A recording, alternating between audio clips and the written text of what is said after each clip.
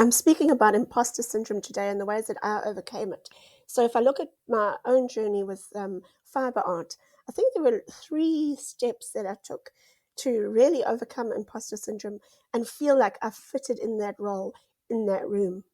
So, the first step that I took was to identify my hero within the world of fiber art, and it was Sue Stevenson.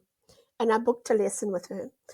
You're going to have to be brave and just muscle through the fear when you first speak with your hero, because your palms are sweaty. Well, my palms were sweaty and my voice was shaky, and it was even higher than normal. But yeah, I did the lesson. I overcame that fear of meeting your hero, and the future me says thank you, thank you. It was the best thing I ever did in the world of fiber art. So, if you don't know who Sue Stevenson is yet, she's an artist, she's a textile technique teacher, and she's a teacher of kumihimo. So, in the interest of full disclosure, through the journey over many years of Sue being my teacher and my mentor, she has now become my friend, which is a wonderful happenstance, but it would have been very spooky and creepy if I had started the journey thinking that that's how it was going to end. So, I'm saying talk to your heroes because you want that imposter syndrome to go away, not because you want anything else to come from it. Maybe something will come of it, maybe it won't. Maybe you will end up not liking your hero or moving on to a different hero. But I mean, that's just a subject for another day. Here we're saying talk to the hero and watch the imposter syndrome get less.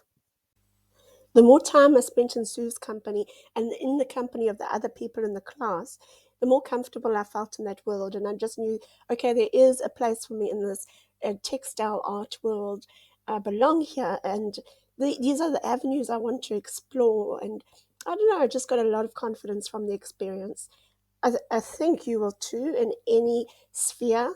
I've tried it out in a few other spheres, and I'll talk about this in other videos. But this definitely helped me here. One of the most memorable classes I went to, I took Mum along too, and it was all about making new fabric with scraps from old. And Sue said, don't throw anything away, keep all your scraps. And she just opened this bag, and all these fabric scraps came on the table, and it was like heaven. And because I'd already spent time in Sue's company, I didn't have to worry about what impression am I making, or how is this going to come across, or because I was already comfortable in her company, I could just enjoy the class. And in that same class, I made a seascape, which I kept for absolute years because it just had so many good memories to me.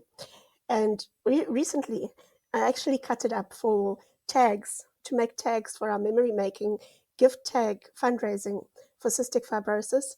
And it's the second most popular design that everyone's asking for. So it was just so interesting that in the beginning, I felt like I didn't belong. Then I felt like I belonged and I could enjoy the classes. And now people are actually asking for that art. They're ordering it, they're commissioning it. I belong in that world completely.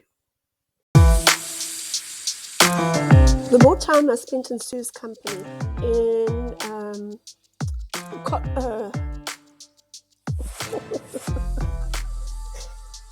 cut. So if you don't know who Steve, cut.